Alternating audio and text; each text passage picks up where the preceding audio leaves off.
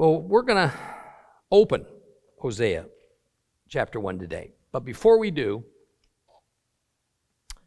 I'm going to advise you ahead of time that we're going to crawl through the first several verses at a snail's pace because much has to be explained for us to operate from the correct basis and understanding God's message through Hosea.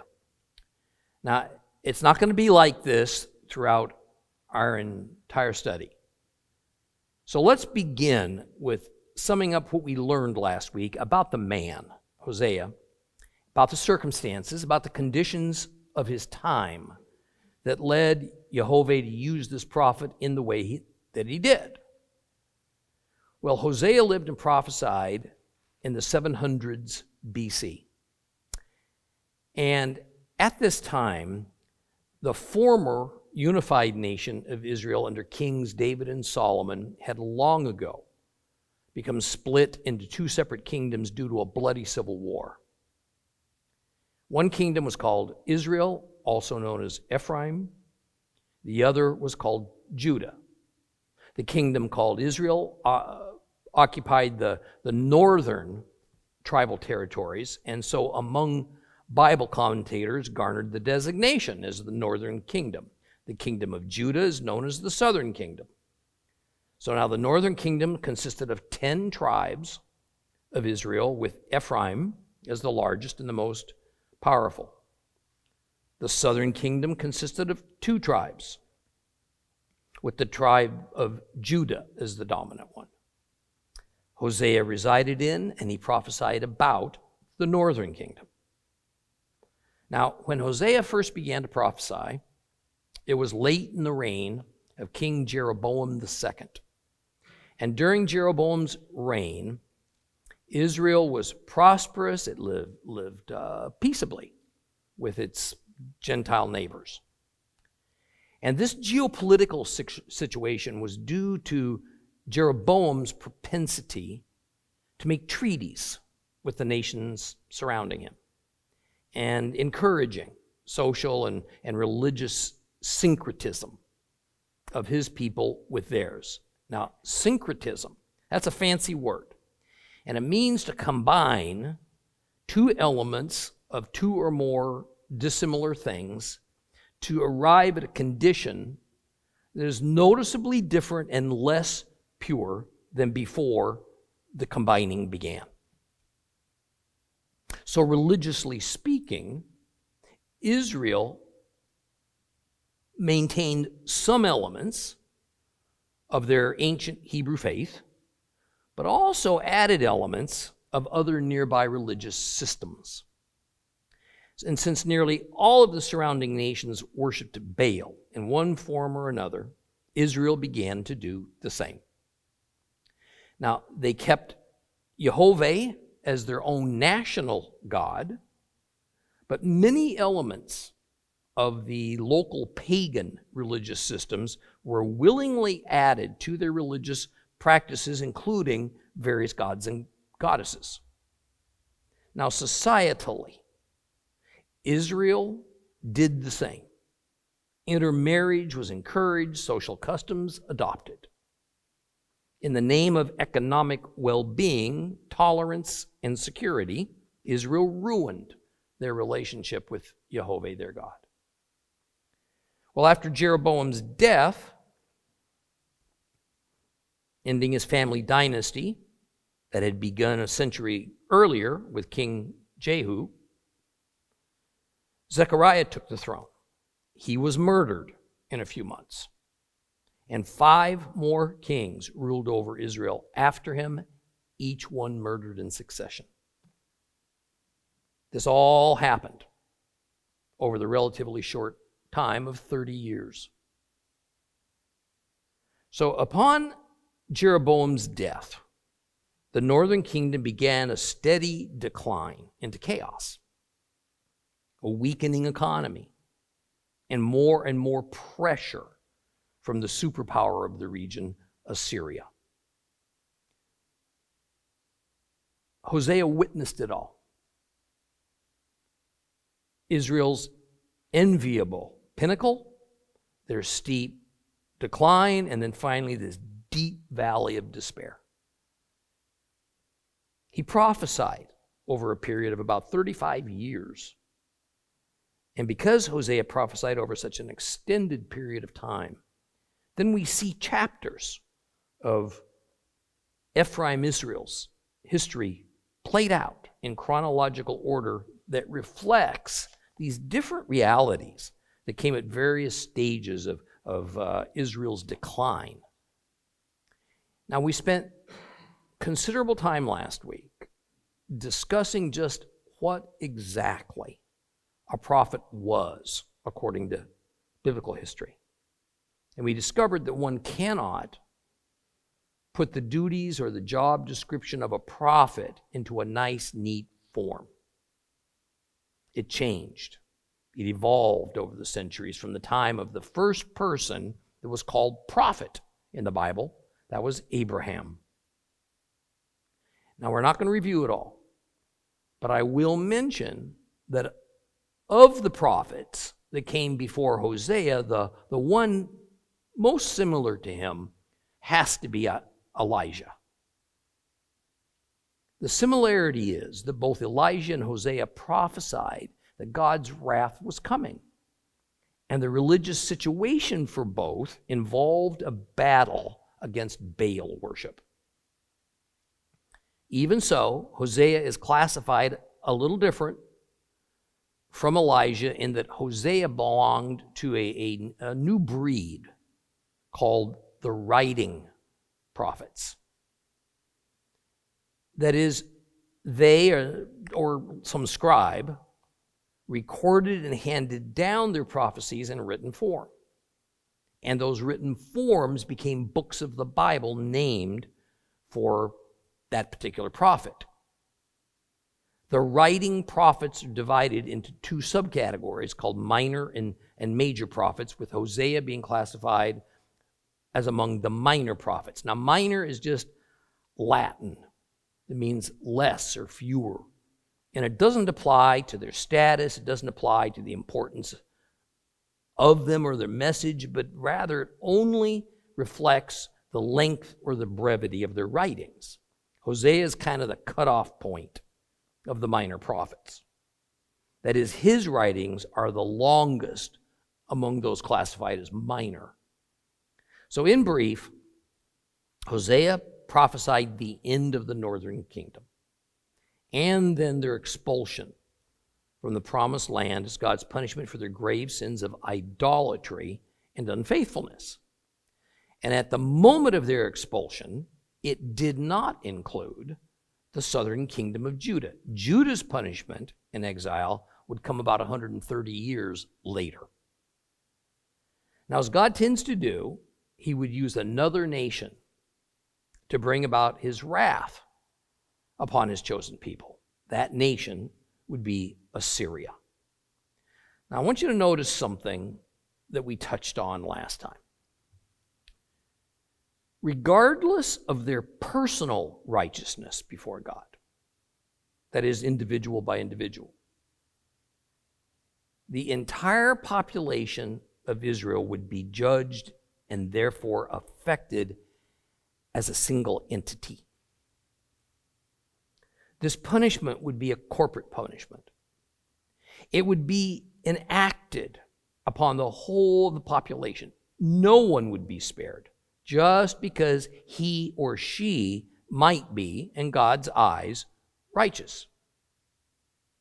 This is a good historical example of the principle of God judging us from the platform of two spheres: the personal, individual sphere and the corporate or the group sphere. Nothing has changed here in the 21st century.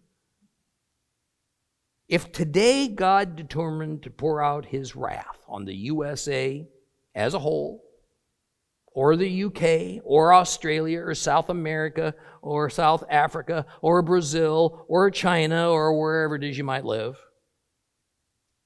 even as a sincere believer, you will, on a physical level, be affected by it. You're not going to be spared. On the other hand, from a spiritual level, you will be spared in the sense that God will welcome you into his heaven, should you perish, and he will be with you during whatever ordeals you and your neighbors might suffer during this time. But as a member of a group, your experience will be no different than anyone else's, wicked or righteous. That's kind of sobering. And as a result of the exile of the 10 tribes of the northern kingdom, God promises to eventually bring those people back to the land. But it would be future generations of Israelites that return, not those currently responsible for the sins of idolatry and unfaithfulness. This is the same principle and pattern of what happened to Israel when they left Egypt. They were delivered from Egypt. They were given God's commandments. He formed a covenant relationship with them, the covenant of Moses. But then they broke the covenant. So God would not allow Israel into the promised land until the sinning generation completely died off in the wilderness.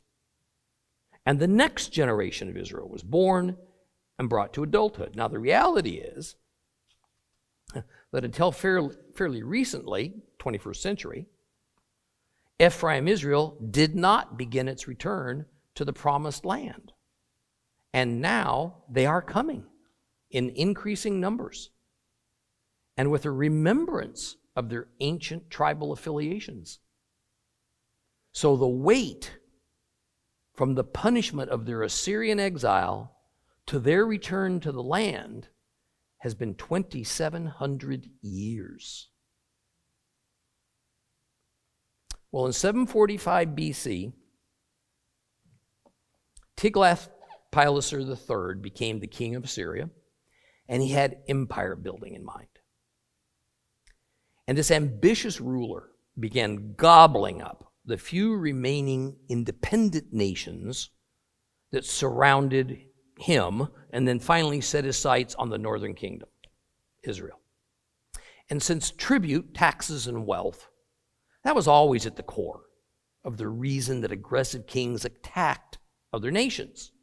And the kings of Israel at first agreed to pay Tiglath-Pileser's price in exchange for being a vassal state.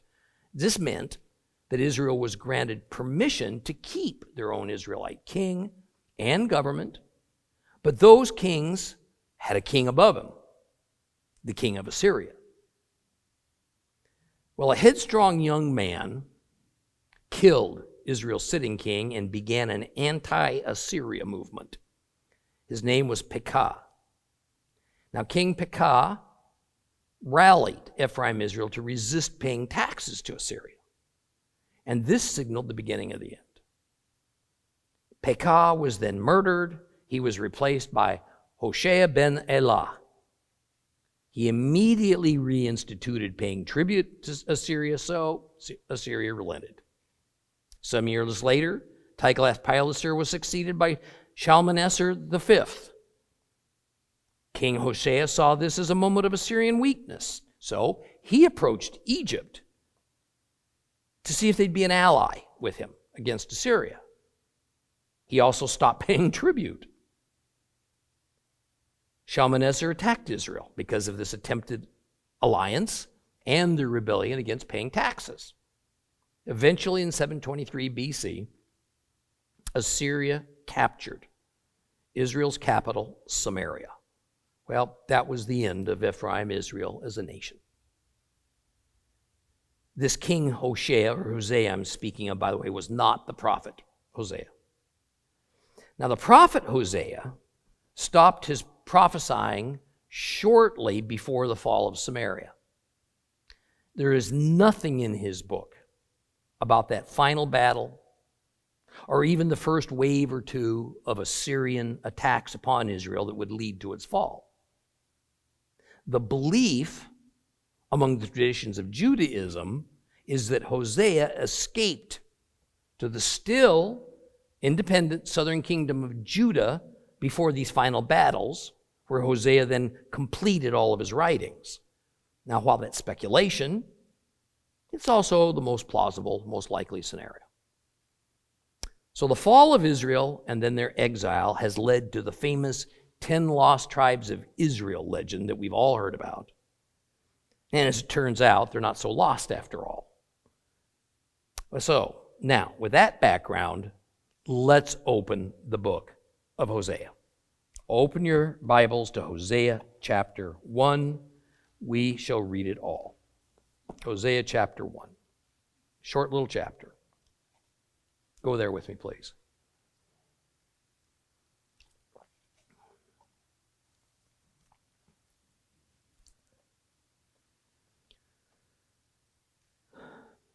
This is the word of Adonai that came to Hosea, the son of Beeri, during the reigns of Uzziah, Yotam, Ahaz, and Hezekiah, kings of Judah, and during the reign of Jeroboam, that's Jeroboam, the son of Joash, that's Joash, king of Israel. And Adonai's opening words in speaking to Hosea were to instruct Hosea, the prophet Hosea, go, marry a whore. Have children with this whore, for the land is engaged in flagrant whoring away from Adonai. So he went and married Gomer, the daughter of Divlaim. And she conceived and bore him a son. And Adonai said to him, call him Yisrael, because in only a short time I will punish the house of Jehu for having shed blood at Yisrael. I will put an end to the kingdom of the house of Israel. And when that day comes, I will break the bow of Israel in the Jezreel valley. Well, she conceived again and bore a daughter. And Adonai said to him, name her Lo Ruchma, unpitied, for I will no longer have pity on the house of Israel, and by no means will I forgive them. But I will pity the house of Judah. I will save them, not by bow, sword, battle horses, or cavalry, but by Adonai their God. And after weaning Lo Ruchma, she conceived and bore a son. And Adonai named him Lo Ami, not my people, because you are not my people, and I will not be your God. All right, this first verse gives us plenty to deal with. Notice, think back to your English days in school, some of you a little closer to that. Grammatically, the voice is the third person. Okay? That is, he, she, it, they. Not Hosea saying, I, me. So clearly a scribe or an editor wrote this first verse, perhaps even the entire first two chapters, because it speaks about Hosea, but it's not Hosea speaking. Now, one of the difficult things that all Bible students that go beyond the surface must face and deal with is that for centuries, much of what we find written down now as our treasured Bible was at first transmitted by oral traditions that were passed down generation to generation. When writing began to replace oral transmission of the traditions, it was common for ancient people to employ paid scribes, because scribes were among the few who were highly trained in the art of writing. That doesn't mean that the people were illiterate or that they couldn't write at all, but their writing abilities were relatively rudimentary. And there's certainly only a very few could construct a complex message in a written format and do it in a coherent way using proper grammar and spelling and structure and so on. And by way of illustration of what I'm getting at, you, I, most people can add, subtract, multiply, and divide to some basic level. We can balance a checkbook, we can add up our bills, and so on. But that hardly makes us mathematicians. there is a specialist occupation of people who are highly trained in advanced mathematical skills that are employed to deal with complex calculations that the vast majority of us could never hope to master. It was similar for writing in ancient times, and more so the farther back in time that we go, hence the need for scribes. Now, more than likely, Hosea employed a scribe that he explained much to, a scribe that helped him order and construct his work and apparently write some of it. And as with this chapter 1, the scribe provided an introduction and a background as a proper literary starting point. Or as we might think of it, kind of a extended title for the book. In fact, much like a true biblical Jewish parable, as those that were told by Jesus, which had a specific structure, it had a form that identified it as a parable, as opposed to words that just were really just allegory or illustration or metaphor. The opening words of Hosea also form an identifiable structure. In Hebrew, the opening words of Hosea read, Debar Yehovah Asher Haya El. It means the word of Yehovah which was unto. And we find the same precise word formula to open the books of the prophets Joel, Micah, and Zephaniah. Now, without going deeply into ancient biblical Hebrew, what this means for us is that there was a recognized format devised and in use for the recording of prophecies of biblical prophets, and it constituted what was considered as a proper opening for their works in that particular era. This reality lends all the more evidence to my contention that indeed a scribe was involved in Hosea's and in each of these prophetic works that I just mentioned. Now, from a spiritual standpoint, something extremely important is being imparted with these opening words. A theological declaration is being made. What the reader is about to study is, on the whole, a message from God. Hosea is just passing it along. And in Hosea's case, it is mostly in the form of a recounting a very strange life drama that unfolded in order for Yehovah to create a visual aid for people around Hosea to see. In the shorter written form of his name, Hosea means he has delivered. In the longer written form in Hebrew, it's Yehovah has delivered. Now, before we go any farther, I want to explain to you that while it is most common to say that in Hebrew, God's formal name is vocalized as Yahweh or Yahweh, I don't think that's correct. I think it's a 3-syllable word, not 2. And that it's vocalized something like Yehovah.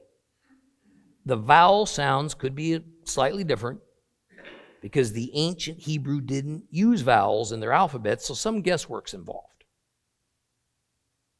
And no doubt different Hebrew dialects, and there were several, might have pronounced it slightly differently over the ages. Nonetheless, it's, in my estimation, the early Latinized form of God's name that's so common in very old Christian Bibles and among the church, which is Jehovah, is further evidence that God's name was spoken as 3 syllables, not 2. Now, we can agree to disagree about it. But Yehovah is how you're going to usually hear it out of my mouth throughout this study of the book of Hosea. Now, only in the opening 2 verses of Hosea is the prophet ever identified. Other than that he's the son of a man named Beeri, and we have no idea who that is, we have no other identification. We don't know what tribe he was part of, nor exactly even where he lived up in the northern kingdom. Well, the term used, and this is where I really need your focus for the next few minutes, okay? The term used to characterize what God gave to Hosea is in Hebrew, dabar. In English, word. Now, this Hebrew term is more a complex concept than how in modern times we use the term word. As an example, in ancient Hebrew culture, the term wisdom didn't only mean knowledge or common sense or something like that, but rather wisdom was also seen as a living entity. By living, I don't mean that allegorically. I mean that for real. Wisdom was even assigned a female gender. So we'll sometimes see it spoken of as Lady Wisdom. Wisdom was envisioned as a divine entity, a manifestation of sorts of the living God. The term dabar, word, is similar. Dabar was seen as something of a divine substance coming from heaven. It had of itself power. It had a living nature to it. Now I want you to think for just a minute about one of the most famous and memorized quotes of the New Testament. John 1:1. What does that say? In the beginning was the Word, and the Word was with God, and the Word was God. Now, in context, the Apostle John was speaking about Yeshua of Nazareth, Jesus Christ, being the fleshly embodiment of the Word for his 30 or so years on earth. What did this mean to being a sort of, well, let's put it this way. What did this mean to the Jewish worshipers of the first century? What did this mean to them? I can tell you for sure what it didn't mean. To modern Christians, the term, the Word of God, God's Word, the Word, what do we always think of? The Holy Scriptures, the Bible. So believers often take John 1:1 as meaning that in some strange way, Jesus is the equivalent to the Bible, or that he's the embodiment of the Scriptures, or that in the beginning was the Bible, or at least the concept of the Bible already existed in some ethereal way that would eventually become the physical Bible that can be both spoken and written. And if it's not that, then what does the word mean? For the ancient Hebrews, for the Jews of Christ's day, it did not mean the Scriptures, nor the narrative texts that would form it. The Word was a divine, though mysterious, entity. It was a mystical, a powerful element of God. It was a special manifestation of the God of Israel called the Word, dabar. The Word is a term that speaks of an actual presence of Jehovah, not merely literature written on a piece of parchment, no matter how profound and true those words might be. I want to say this another way, because this is so far from how it has been typically understood. See, for Hebrews, since the term the Word did not equate to being the Holy Scriptures, it also didn't equate to that for the prophet John, or rather to the apostle John. Therefore, when we extend that special manifestation of God in the form of the Word to mean what was given to Hosea, it did not mean a whole lot of sentences strung together. Rather, it meant that Hosea was having a special divine encounter with a living agent sent by Jehovah, something that bears God's nature, similar to the way the church often thinks about the Holy Spirit. The word, debar, this was Hosea's burning bush experience. It was similar in essence to that fearful cloud that filled the temple when Solomon completed it.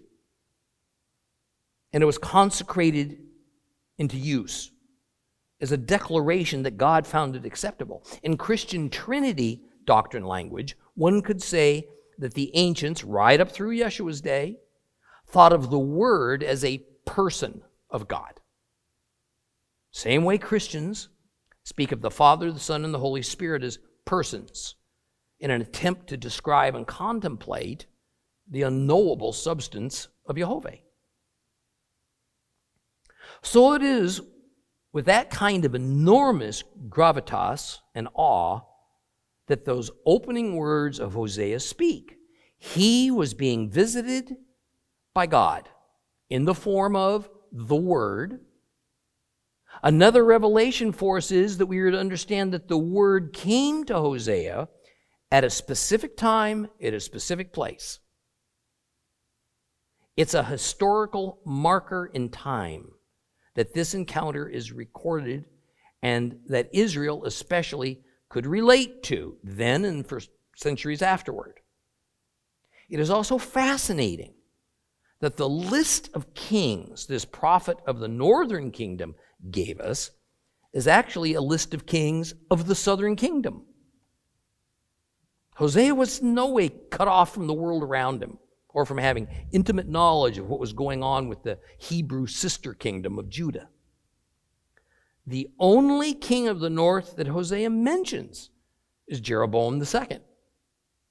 And when we look at the separate lists of the kings of the northern and the southern kingdoms side by side, we see that the first Judean king he mentions is Uzziah, and the only king of Israel that he mentions, Jeroboam II, came into power within a year of each other. His list is historically accurate, and the names properly line up. Well, now, verse 2 has been interpreted in several different ways. But most literally, and ignoring English grammatic format, it reads something like the beginning of Jehovah speaking through Hosea. Now, we have to take this statement in light of what I just taught you about the first verse and the actual sense of the term, the word, as it is meant when Hosea wrote it down. The word debar is Hebrew. And here in verse 2, the term speaking, uses a different form of the same root word that is debir. Debir means speech or talking.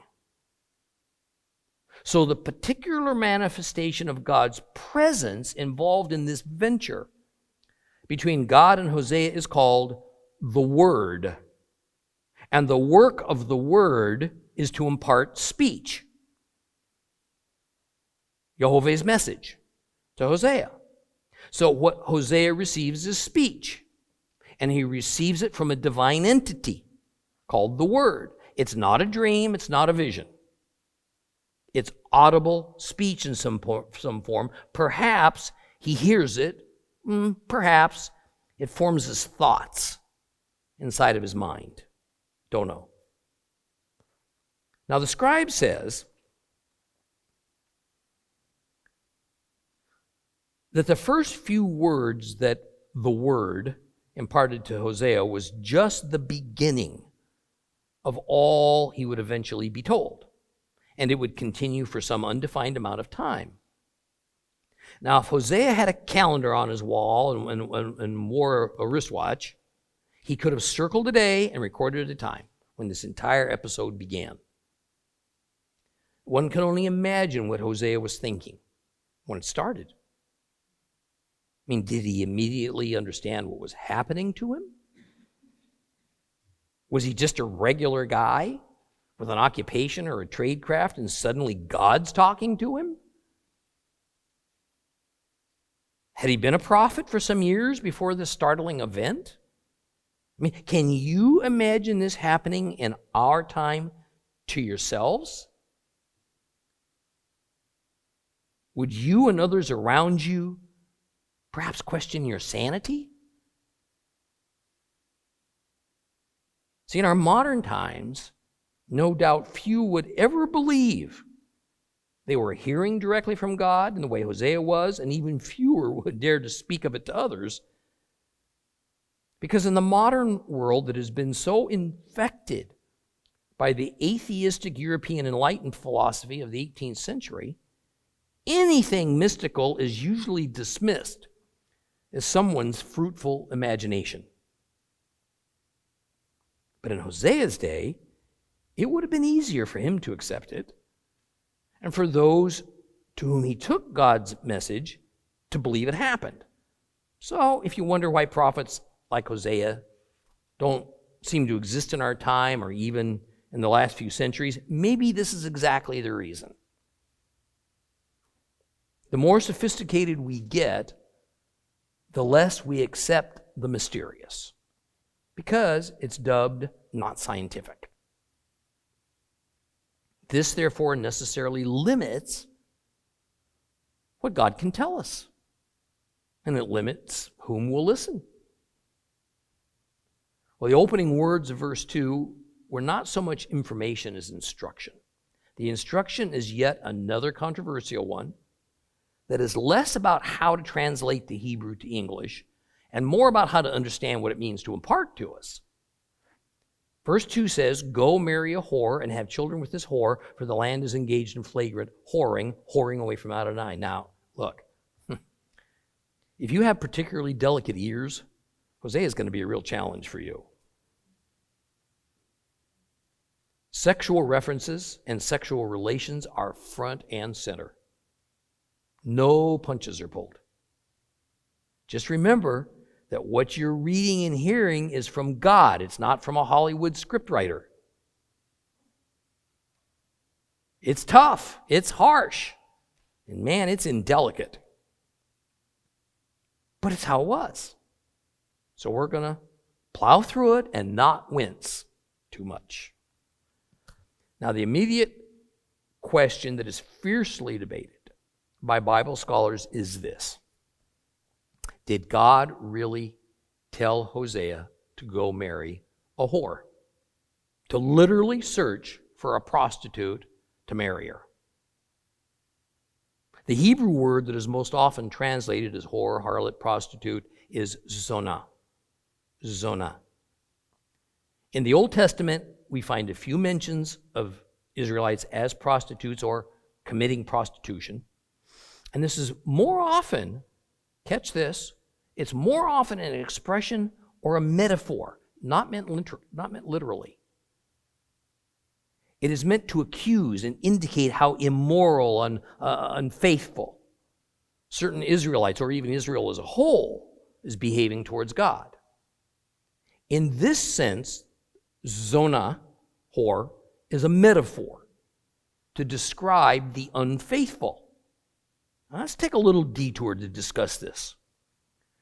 From the 30,000-foot view, we must understand that everything we read in Hosea about Israel and about their illicit behavior and what God likens it to is based on a contract signed between God and Israel centuries earlier at Mount Sinai. There, just a few weeks after delivering, after redeeming Israel from Egypt, God offered his redeemed people a covenant. And at the core of it is what is called the law, or the law of Moses, or the covenant of Moses, or the Mount Sinai covenant, and a few more names that all point to this same transaction. At the foot of Mount Sinai, the entire nation of the 12 tribes of Israel that exited Egypt together, along with a mixed multitude of Gentile tag-alongs, were given the opportunity to enter into this special, one-of-a-kind relationship with the creator of the universe. God offered it to Moses, and Moses, as mediator, offered it to the people of Israel, who responded, by the way, as in Exodus 19:8, all the people answered as one, everything Adonai has said will do. And Moses reported the words of the people to Adonai. And at that moment, the covenant was agreed to by all parties and sealed up.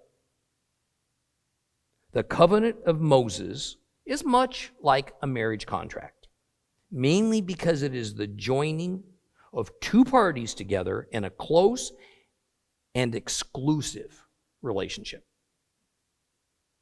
In fact, from Exodus forward to the end of Revelation, God's relationship with his worshipers is likened to marriage, whereby he is the husband and we are the wife. Now, the scriptures are full of metaphors and illustrations and figurative words and terms and parables and poetry that exaggerates for effect, and so on and so forth. So hear this. As God's believers, we do not have a Hebrew marriage contract with God. Rather, the covenant we have with God, based on the covenant of Moses, is like a marriage contract in some ways. It has similarities that are worth exploring and sharing terms. And because marriage contracts and husbands and wives are tangible, visible things, we have a means to relate to them and then carry that over to a better understanding of our expected relationship with God, with Jehovah. However, a marriage contract and our covenant with God are not identical nor exhaustively the same things. Now, one of the literary devices that I left out of that short laundry list of devices that I just mentioned is symbolism. Now, biblical symbolism can be a dicey thing to deal with.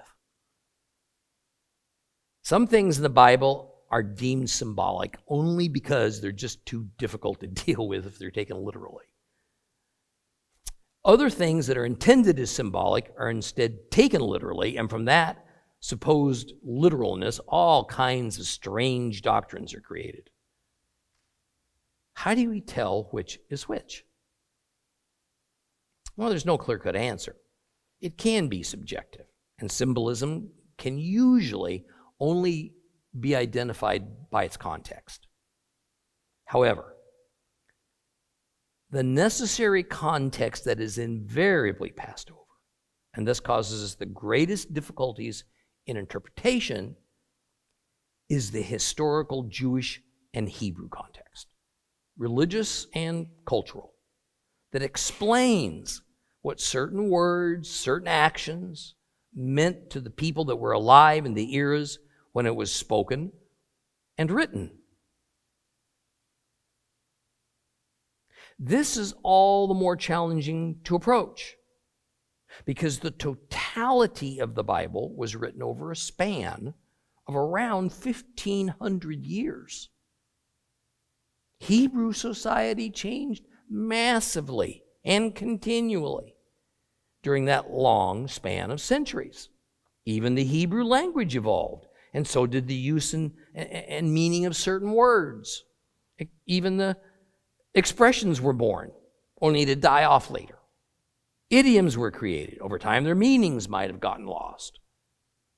Evolving societal realities gave the biblical authors new and different ways to express themselves, different from even their more ancient predecessors.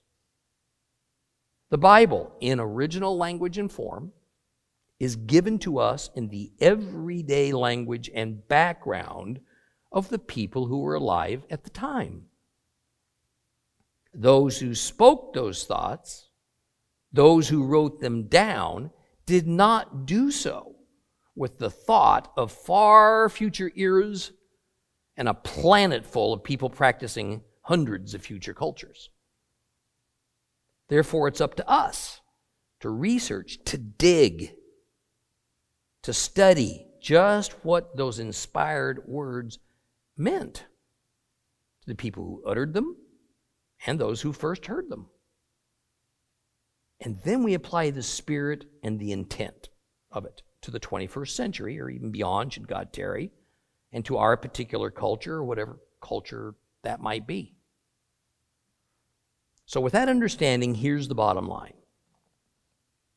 Symbolism is at the heart of what Hosea is being told to do. But symbolism doesn't mean that something's not also tangibly done. Most things in the scriptures that are symbolic also have a strongly literal side to them. Oftentimes, the literal acting out was for the present, while the symbolic meaning of it was for a later time, although the people who wrote it had no idea that was going to be the case. Hosea was instructed to literally marry, to literally have children with this woman, and to give these children specified names. But the language and the symbolic meaning of what he was instructed to do is the point, not the fact that he actually also did these strange things. So knowing now that marriage and marriage terms are commonly used metaphors throughout the Bible to best illustrate the covenant relationship between God and his people, then faithfulness to one another, and thereby faithfulness to the covenant terms, that's the core dynamic of marriage. Vows are undertaken.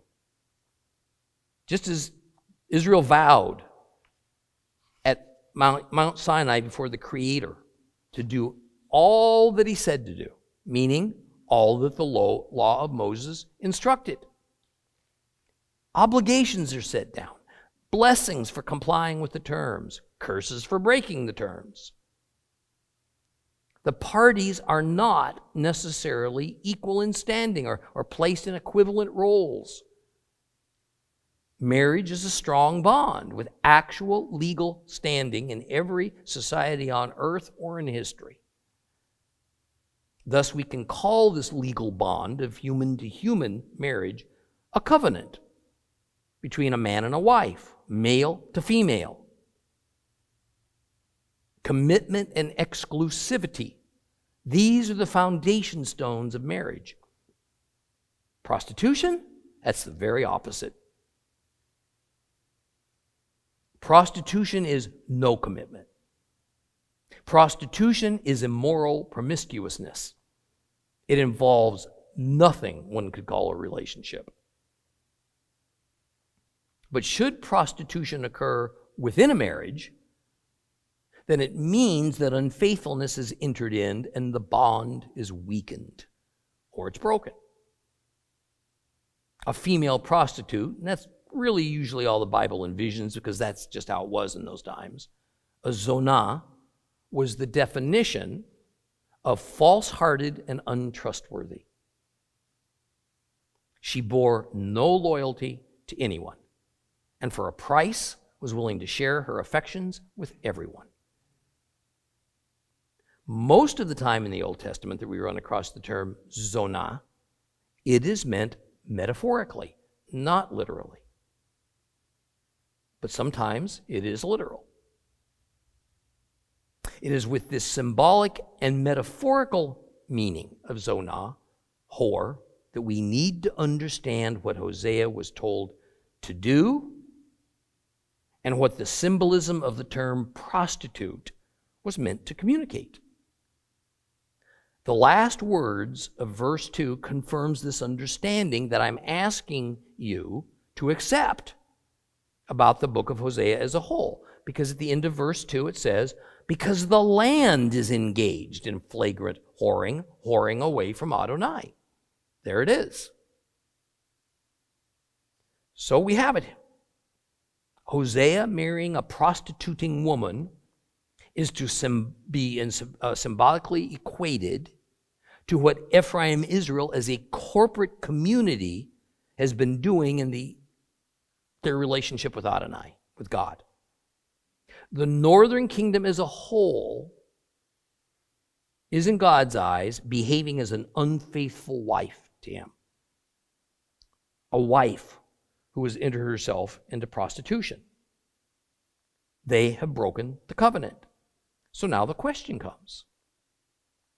Was this woman that Hosea is to marry actually a practicing prostitute before he married her?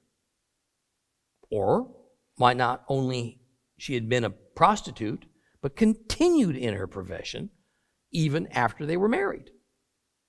I'm going to tell you up front that while we will confront this issue, it's not as important as some Bible scholars make it out to be.